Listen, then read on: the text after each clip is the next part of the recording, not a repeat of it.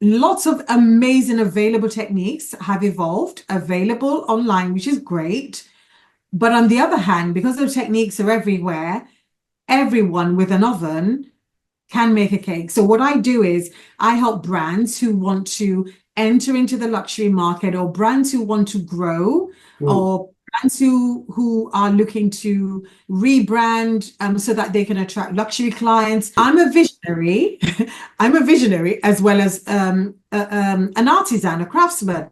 So, which means that as a visionary, I'm always thinking of the future, which is great. I'm looking at the next wave, what's to come. So, to give you an example, if you are what I call mastige is mass, but with a bit of prestige, and there's nothing wrong with that. Or you want to be an ultra premium, ultra high brand.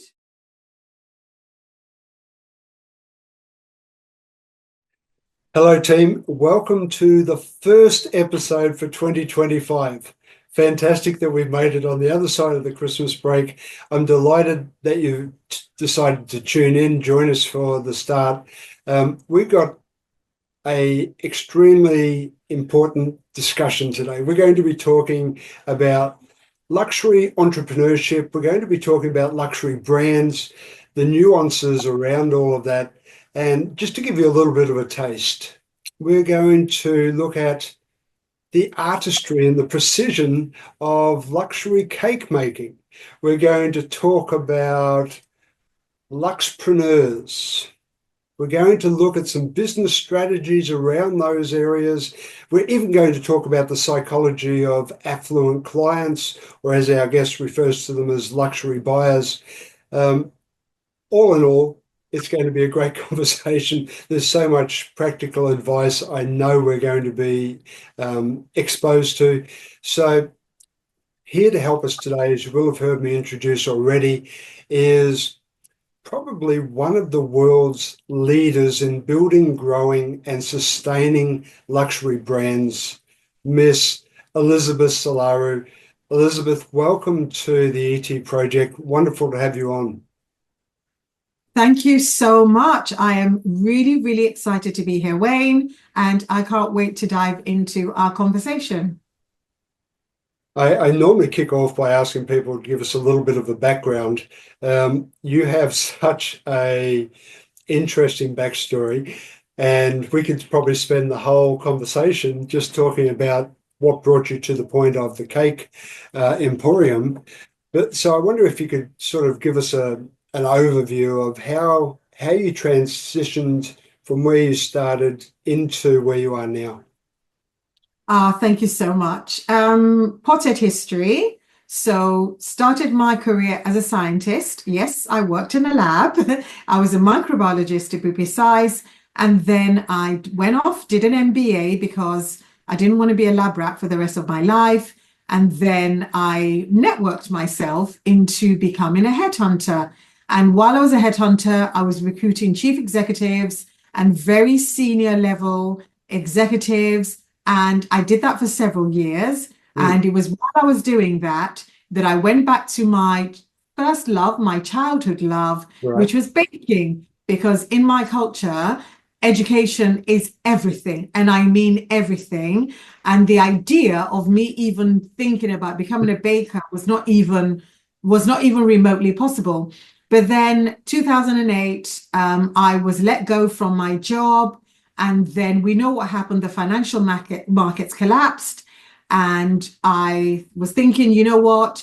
Milestone birthday. If I don't do it now, I'll never do it. So I decided to set up my own cake company. And then I quickly learned that I had a problem. I had nobody to buy my cakes. So how do I find people to buy my cakes? And I remember I was having a discussion with one of my taxi drivers, and he said they leaflet. And I'm like, can you leaflet the really nice neighborhoods for me? And he said, yes. So I made some amazing, beautiful cards, gave him the cards, and he went and he leafleted.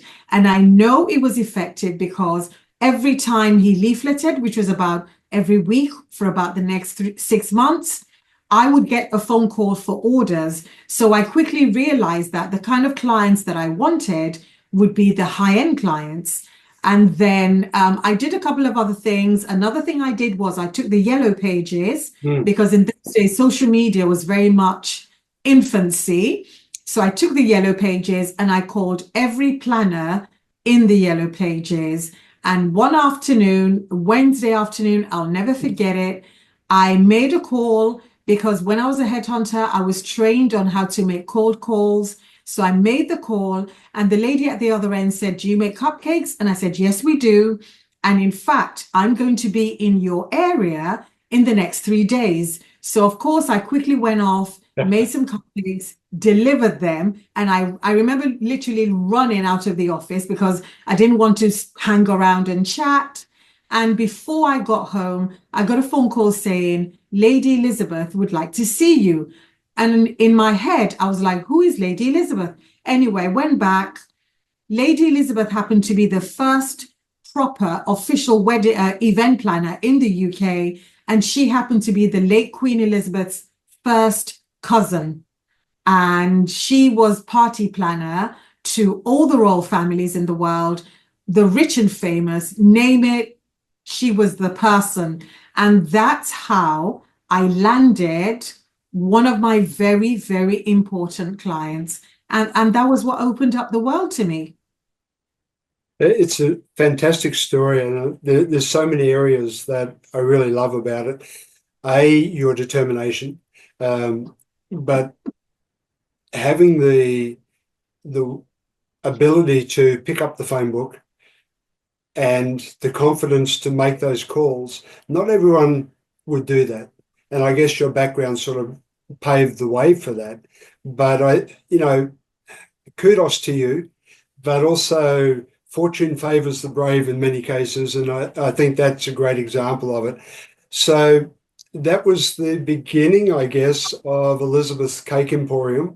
How long did it take to really establish? That's a fantastic question because I had another milestone, which was 2013. And the reason I remember that year was because I had spent many years trying to fit myself into the middle market. Right. So I know I didn't want the bottom market, and I know I wanted nice clients.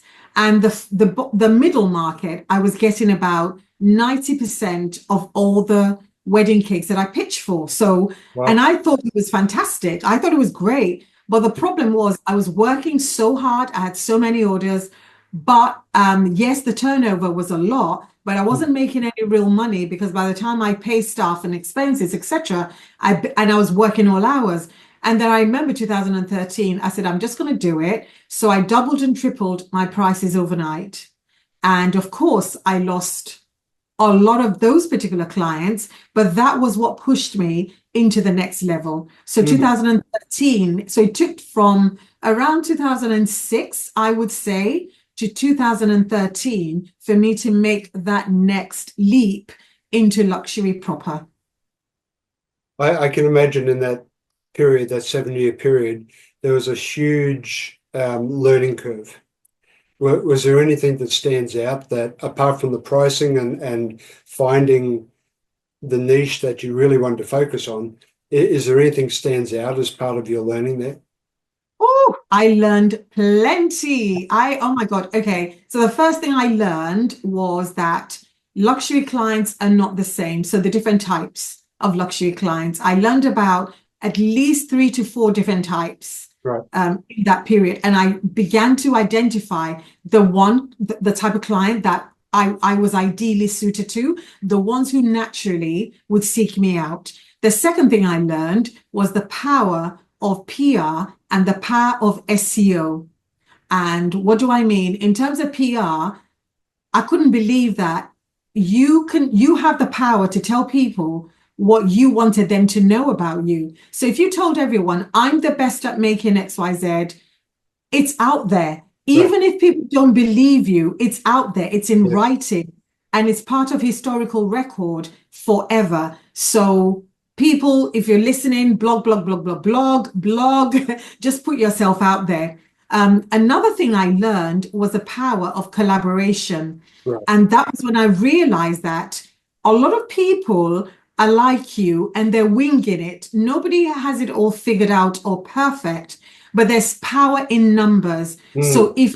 So along your journey, if you meet somebody else who's on the same trajectory as you or the same journey, Yeah. you can always ask to, let's partner, let's walk together, let's do certain things together, let's throw ideas about, because I began to learn about the power of, especially in the wedding industry, the power of bloggers and the power of certain brands. So if you associate your brand with a certain brand, you're looked upon a lot more favorably. So Mm. so there was a lot of learning. There was a lot of working with people that were suitable, not suitable, learning, moving on, growing, lots of blood, sweat, and tears. So that's what I learned in that time. Right.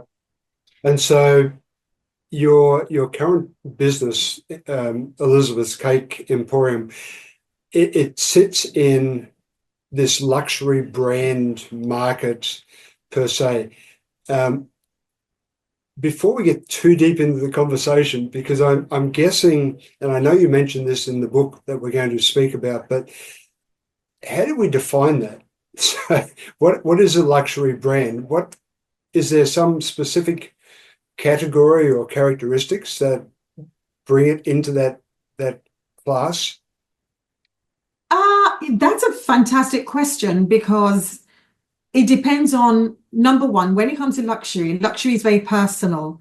So when someone asks me, what is your most luxurious, whatever, to me, it's time and health. They're my two.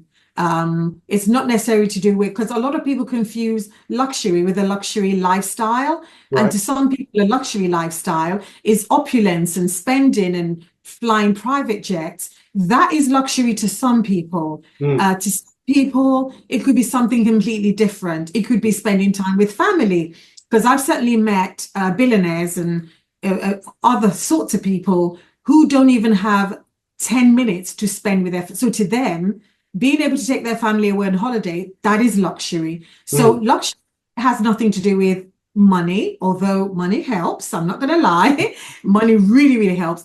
So luxury, number one, is personal. And also when it comes to what you identify with and how you identify with certain types of luxury clients, again, that depends on your personal values. So there are certain types of luxury clients, for Mm. example, that if their values don't align with mine, I will prefer not to work with them, if that makes sense. Yeah. And these are things you learn the more you serve this group of people. Right. So when it comes to you setting up your luxury brand, price is it's an important part of it, but it's not the only factor, because people think that if it's expensive, it's luxury. Mm. But no, not everything expensive is luxury, but everything luxury by the very nature tends to be expensive. And for some luxury clients, if it's not expensive, they might not think it's luxury. So for me, things like branding, how are you putting yourself out there? How are you branding yourself? And I use peanut butter, for example. So Right. if you go to the supermarket and you want a jar of peanut butter, you buy, you leave. If your favorite brand is there, fine. If it's not, you find something else. But if it's a luxury peanut butter, say if it's a brand, that peanut butter, number one, will be in a completely different environment. Mm. It may be the only jar on display, and there's a story behind it. So the peanuts in the jar are grown on a certain type of soil, are watered by the dew flowing from the mountains XYZ, are handpicked and shelled on the laps of virgins, are blah, blah, blah, blah, blah. So by the time they tell the story around it, and then they also say something like, we're only producing 100 of these jars of peanut butter, and you can only get it from XYZ. So they introduce exclusivity, they introduce rarity, they introduce story, they introduce the craftsmanship.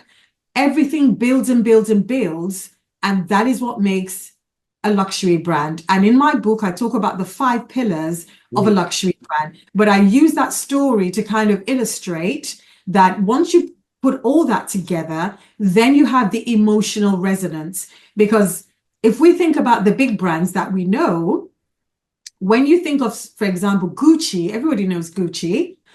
But what people don't realize was that Gucci actually started as a 17-year-old porter at the Savoy in London. All he did was handle luggage. And that's how he got the idea to create elegant luggage when he went back to his family business when he was 20 something. And then when you think about Louis Vuitton, the story around him is that he walked barefoot from his village 300 miles to Paris when he was 13. So again and again and again, luxury founders themselves were not luxury for the most part, but what they were able to create was luxury because of the emotional resonance and pull that they fed into their brand. Great explanation. And I want to dive more into that in a moment.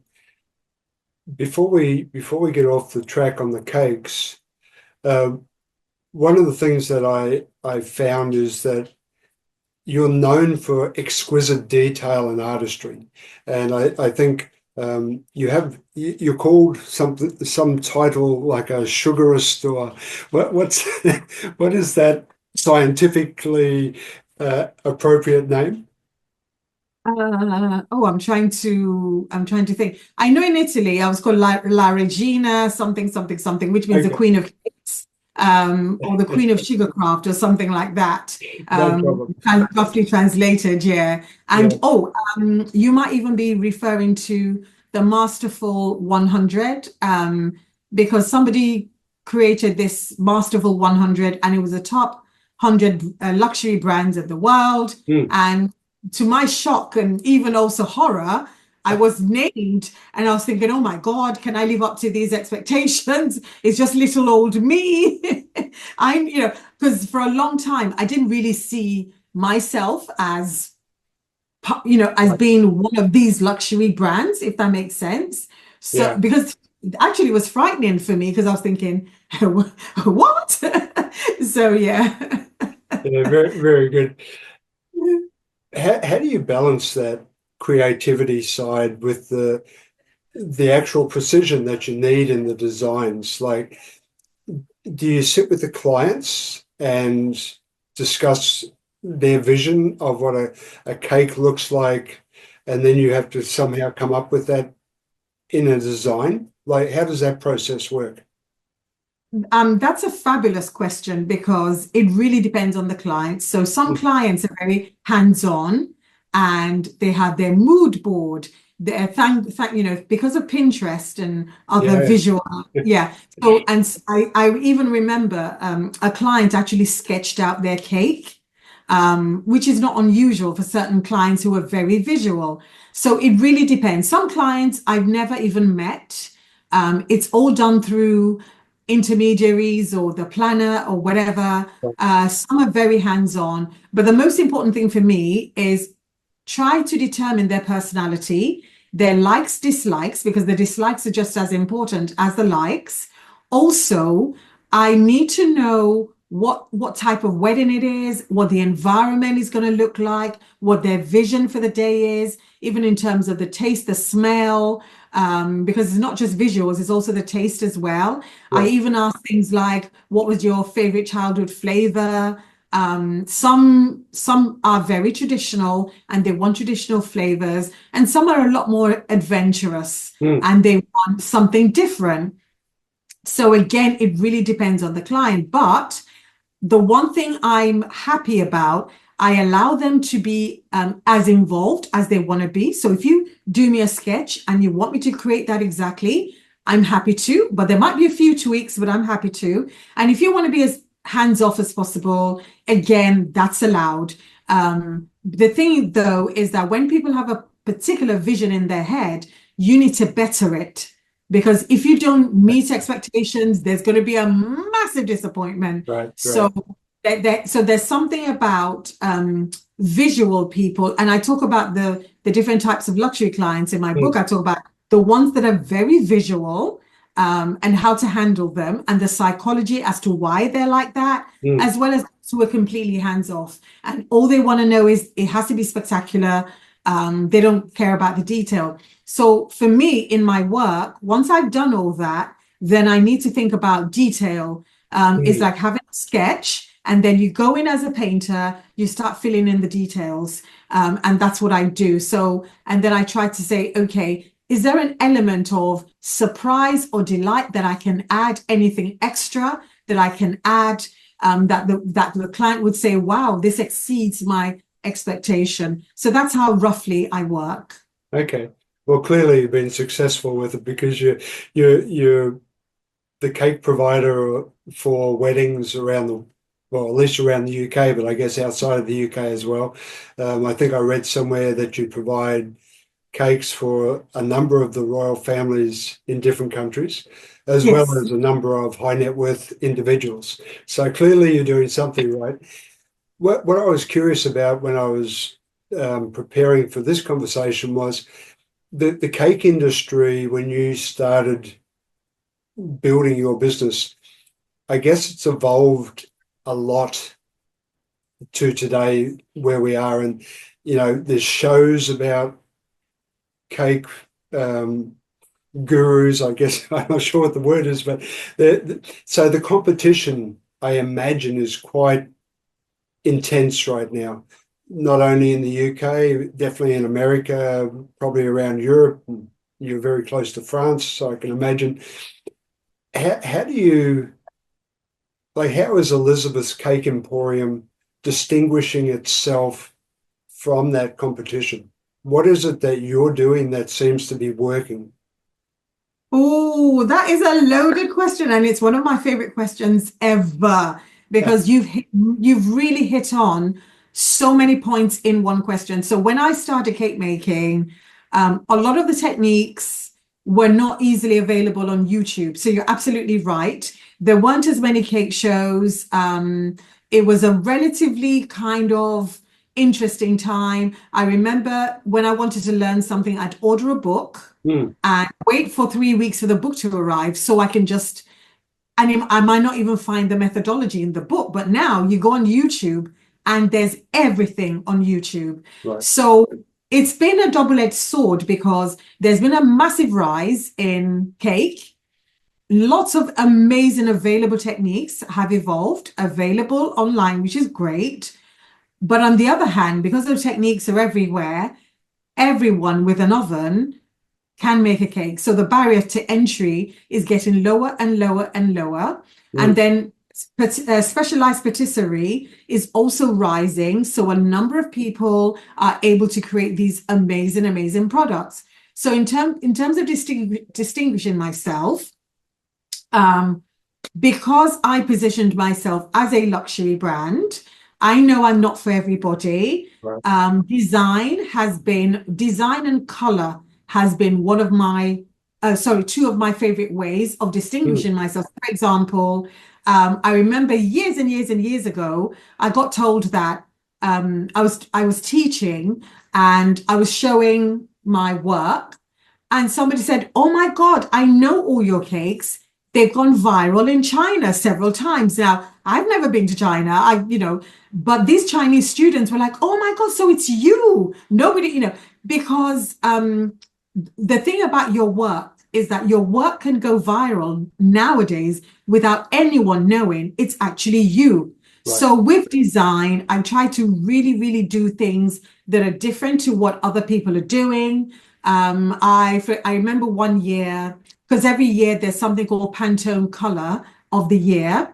And I happened to have made a cake maybe like a couple of years before, and it turned out to be the exact Pantone color, which was purple. They called it some fancy name, I can't remember now.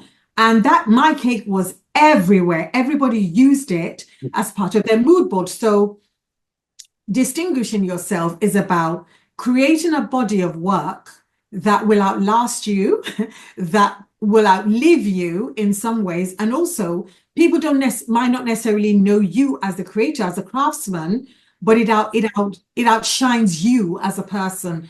Because I also have the problem of people looking at my face and my face not matching my cakes, because I don't seem the arty type to a number of people, and I wonder why. So you have that as well. But I love that question, because it's nice to see the evolution of the cake industry. But on the other hand, it's been a double-edged sword for a number of people. I can imagine. And is AI or technology having any impact at this stage?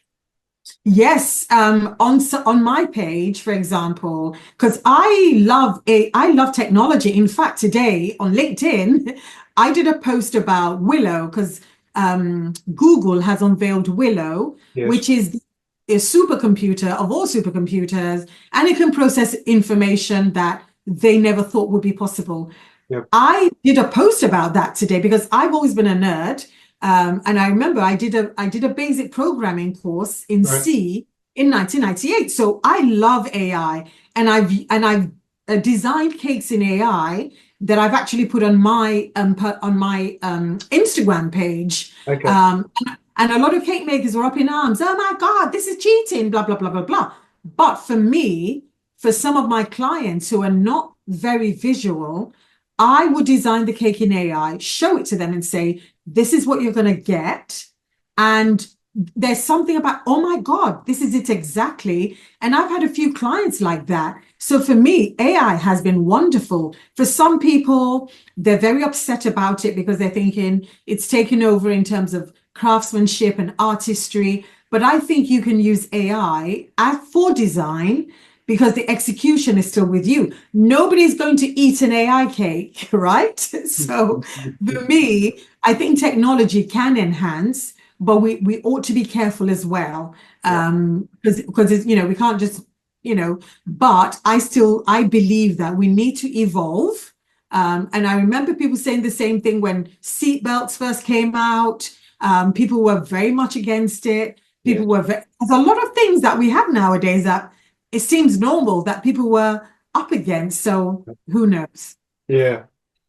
You're known definitely for your artistic skills and creating this luxury cake brand, but you're also very well recognized as somebody with a very high level of business acumen. Um, and you've not only founded the cake business, but you have other luxury brands, businesses. Before we dive into the book, could you just quickly introduce what else you're doing besides the cake? Yeah, so again, I have the pandemic to thank for this, because obviously during the pandemic, everybody was looking to keep their businesses afloat and alive. And I got invited to a lot of stages to talk about luxury businesses, and I joined Clubhouse, and I assumed that there'll be a luxury business club on Clubhouse, but Right. there wasn't one. So I created one. And I just found fellow people who like talking about luxury business, not lifestyle, but business itself. Right. And that was how the idea for the luxury business emporium, that's how that came about. So what I do is I help brands who want to enter into the luxury market, or brands who want to grow, Mm. or brands who are looking to rebrand so that they can attract luxury clients. So I help those brands, and they tend to be small businesses, because the bigger brands with the big names, they've got the budgets, but the small businesses might not have as much budget. But I believe that with the power of creativity and a bit of get up and go, Right. you can compete with the big boys. So and that was why, in a way, that kind of, I did that for a while, but that's actually what led me in a way to writing my book. Okay, great. Well, that's a great lead in then. So we'll probably circle back to some more about this in a moment, but let's jump into the book now. It's called The Luxpreneur: How to Start and Build a Successful Luxury Brand. I can see you have the book sitting beside you. If you want to just hold one up so people can see. Yeah, Thank you. there we go. Very nice. So you can see it's a capital LUXP, right? So um, we'll plug it again as we go through. But what was the motivation? What drove you to write the book?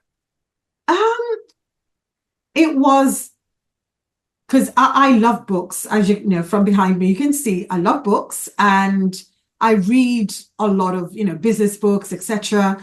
And a couple of things really. Number one, that there weren't that many women authors when it comes to business books, Mhm. at least the ones on the best-selling list.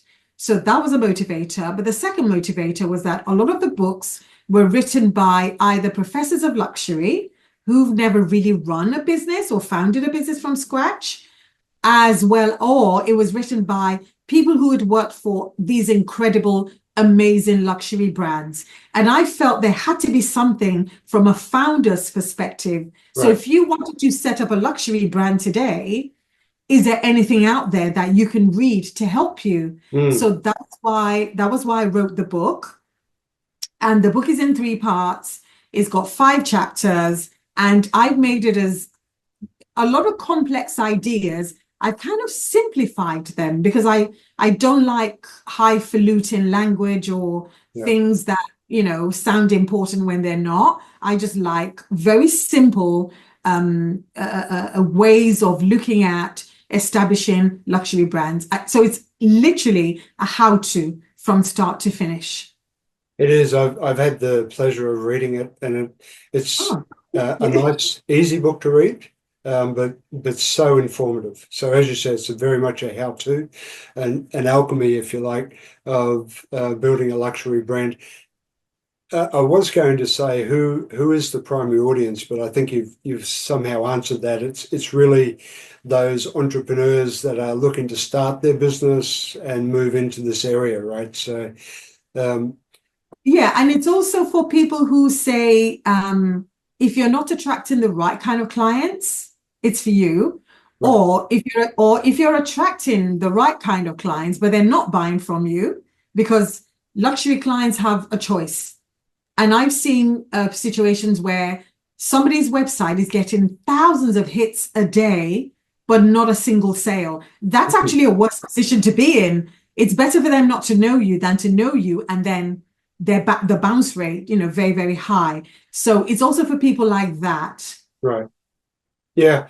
And what I liked a lot about the book was you allow people to jump around in the book. So if somebody wants to learn something specific and there's a lot of other information that isn't so important to them, you've given them the means of being able to jump around. So I thought that was very useful. I found it useful anyway.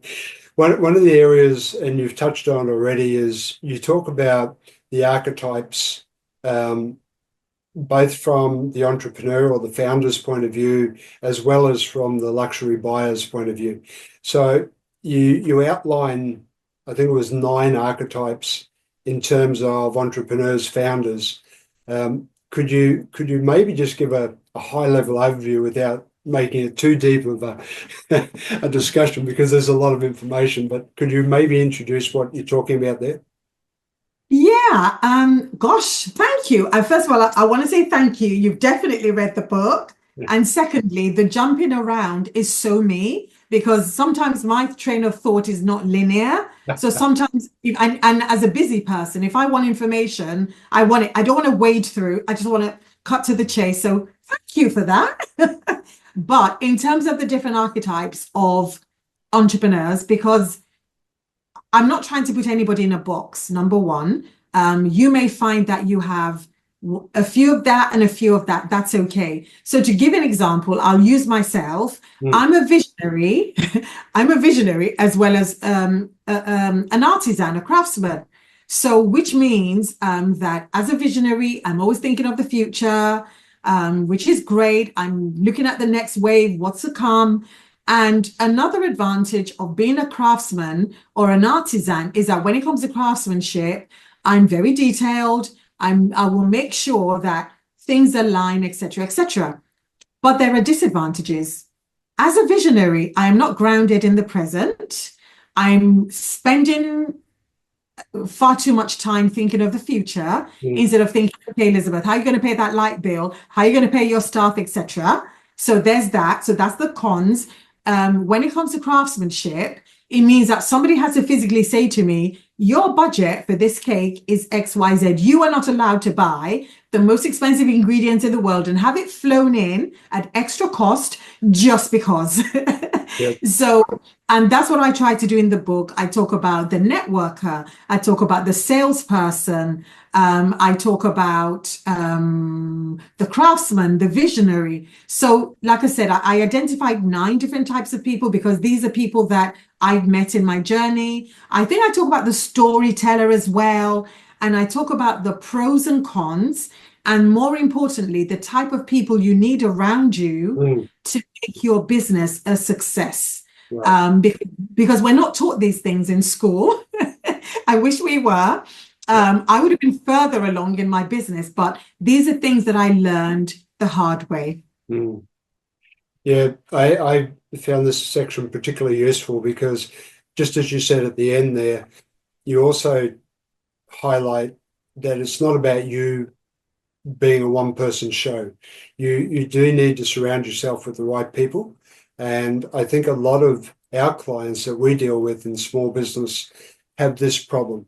They have the great idea, they set sail, and they find that they're isolated and they don't know which way to turn. And I think you address that very nicely. So you introduce those types. That helps us understand um, where we're going with our business and what we need to think about. Then you move into talking about categories, luxury brand categories. So I wonder if you could speak a little bit to that as well, please. Yes, I think I identified roughly, and again, this is way oversimplified because within each category, I identified 5, I think, Yes. and within each 5, there are subcategories because luxury is extremely nuanced. And I remember when I wrote that chapter, I actually had more pages than the book itself. It was that detailed. It was that because that was another habit because again, craftsman detailed my editing. I mean, the person who did the editing on the book, I tell you, I can't even thank them enough. So I had to edit down. But the reason it was important for people to know the different types of luxury brands is that many people don't know this information. Even luxury experts don't talk about this information enough. Because once you know your the different types, you can say, actually, I want to go into that. So to give an example, if you are what I call mastige is mass, but with a bit of prestige, and there's nothing wrong with that. Or you want to be an ultra premium, ultra high brand. If you're going to be ultra high brand, you need to realize I might not get more than 5 clients a year. So Right. there's going to be a lot of waiting and a lot of frustration while Mm. you're waiting for the right client. But a mastige, okay, I'll probably just get, instead of maybe the normal 50,000 that a mass brand would get, I Mm. probably get 5,000. And that's okay with me. Yeah. So it's about knowing how each category works. And what I did as well, I gave examples of brands that Yes. fall within those categories. So you can say, and it's for people to go to the website and say, that's actually me. I identify with that. And then you can position yourself accordingly. So, like I said, it's a how to, and it's a kind of book I wish I'd written or I'd known about when I started my journey 20 years ago. Mm. Yeah, very true. So by being able to identify which category you want to be in, you then identify the type of client that you're seeking, That's and it becomes, the picture becomes so much clearer, right? Which absolutely. then leads you into the 5 pillars that you mentioned earlier, where you introduce this way of storytelling, etc., that really pulls then the brand into the whole process is the way I saw it.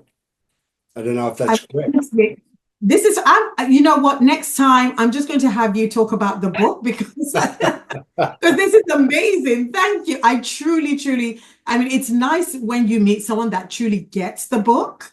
So thank you for that. And also, another thing is, all through what I'm trying to do is show people how these luxury brands establish emotional resonance, Mm, right? So because a brand, they know who they are, they know how they've positioned themselves in the market, they know who their client is. And remember, this is information that they've spent millions of pounds and a lot of money acquiring over decades and even centuries.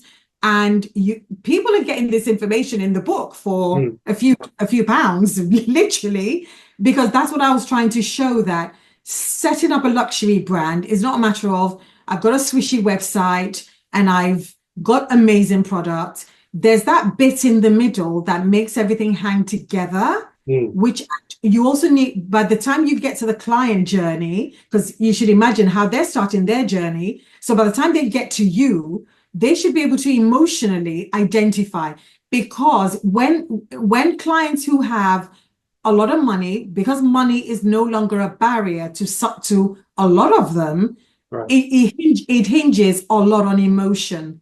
And if they don't feel that emotion by the time they get to you, they haven't got time to waste, by the way. So by the time they get to you, no emotional resonance, they're out. Yep. So yeah, yeah. Now, I conduct sales training for different groups, and understanding the buyer is so key. And what I really liked about the book is in the final chapter, you then introduce eight archetypes of luxury buyers. And for me, that then reinforces the whole journey. And you sort of can really then understand why I take this step first and build onto it and build onto it. And this is what it looks like. So the eight luxury buyers, I call them affluent clients, but you call them Yes, luxury buyers. So same thing. same Um, thing. yeah. Uh, would you like to just mention a couple of those archetypes? Yes, I'll actually do better. Let's do three or four. So Okay. I started with the aspirationals. Then I went on to what I call the comfort firsts, or the very security conscious. Then I went on to the only the best.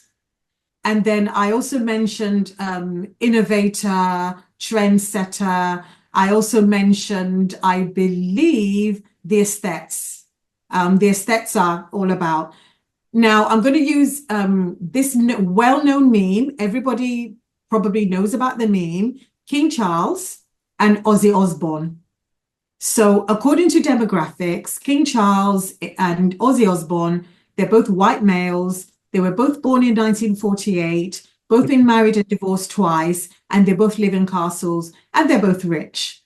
So, according to demographics, you ought to sell to them the same, but that's not the case. Mm, King, King Charles is a typical comfort first. And Ozzy Osbourne is an innovator, trendsetter. We all know what he did to a bat, allegedly, on stage. So my point about the book was to talk about the different types, what makes them tick, where you can find them, how you can make your approach if you have to. So, for example, King Charles, being a comfort first, he will be surrounded by gatekeepers left, right, and center. So you will only probably be able to get to them via referral. And you just need to know who those gatekeepers are. I give so many examples of who the gatekeepers are in the book. Somebody like Ozzy Osbourne, you can make your approach. In fact, the more outlandish the approach, the better, because he's like, whoa, this is different. So again, I tried to, I mean, this took a lot of research, a lot of research, a lot of journals. I consulted experts, etc., to make sure I had backing for what I knew to be practically the case, because these are people that I've sat across tables from, or in the boardroom, etc. And I've had the privilege of being able to study them from an outsider point of view. So those are two examples of King Charles and Ozzy Osbourne. It goes to the heart of what I was talking about in my book. Yeah, very, very much. I'm still picturing the bat. Thank The back. A couple of things for me that I picked up after reading the book was brand sustainability and the ways of nurturing the brand as a legacy while being able to stay true to your core values or the brand's core values and your core values. How has that played out for you? I mean, we're now, what, 20 years on this journey, almost from your side. How are you sustaining this luxury brand, and what do you see as the legacy moving forward? That's a big one. Yeah, Gosh. Sustaining is around because, like I said, my natural thing is to be a visionary. yeah, So it's about, okay, what comes next? What do I want this to look like in 5 years, in 10 years? Can I even continue this in 5, 10 years? right. Or does it need to be in a different form, etc., etc.? I suppose it's one of the reasons I wrote the book, because the book to me, because I just thought to myself, if I got hit by a bus tomorrow, all my thoughts and ideas need to be in a place and it needs to live beyond me, if that makes sense. So because I'd written a cake book before, about 8 years ago. And again, I found that was so important for me to be able to curate some of my best work at that time. So that was important for me as a legacy thing, because people might forget your name, etc., but there is something about your work that lives on. And thankfully, thank God for the internet, etc., etc. Thank God that we're able to even leave images of ourselves and our voice, etc., etc. Because I think in 100 years from now, history is going to be completely different. We read history as a written document. History might be a supercomputer looking through TikTok videos and seeing your legacy as a TikTok video. So for me, leaving something behind that is bigger than me, that goes beyond me, and also more importantly, that helps other people. And that's why I'm particularly happy I did the book, because I know for sure that a lot of business schools have reached out to me, because a lot of business school students, they want to set up their own businesses now. When I went to business school, we all wanted to work for a big company, the big four, the top five or whatever. But now many young people, they want to set up their own businesses. Entrepreneurship is booming, and there are more opportunities to do that now. So that's, for me, if somebody can hold my book in a business school, that is a legacy for me. I'll be happy with that. Fantastic. Yeah, I agree with you. And we're seeing that as well, that so many younger generation are looking to move directly into freelance, set up their own business, versus working for the corporate like you and I did during our careers early in the piece. You also mentor a lot of people, as I understand. What type of advice are you giving entrepreneurs that are aspiring towards this luxury brand career? Oh, I would say, first of all, don't be intimidated. You don't have to be a big brand overnight. Start small. Small is good, because when you're small, you're actually a lot more agile and you're a lot more responsive, and your mistakes are not done on a world stage, for example. And if you're cancelled on social media, you can easily re-emerge in a couple of months. It would blow over quicker than it would for a big brand. So your small size is actually an advantage if you choose to look at it like that. And the luxury world is not as scary as it looks. Yes, there are rules, there are codes, and there is a particular language, but anybody can master those. Mm. And the people that serve in the luxury space are like you and I. They're not then, you know, because people often they conflate serving luxury with living a luxury lifestyle. Right. They're completely different things. You know, you're a service provider. You know, you're serving at the end of the day. So, and anybody can do that, but it's just a matter of understanding and knowing your industry.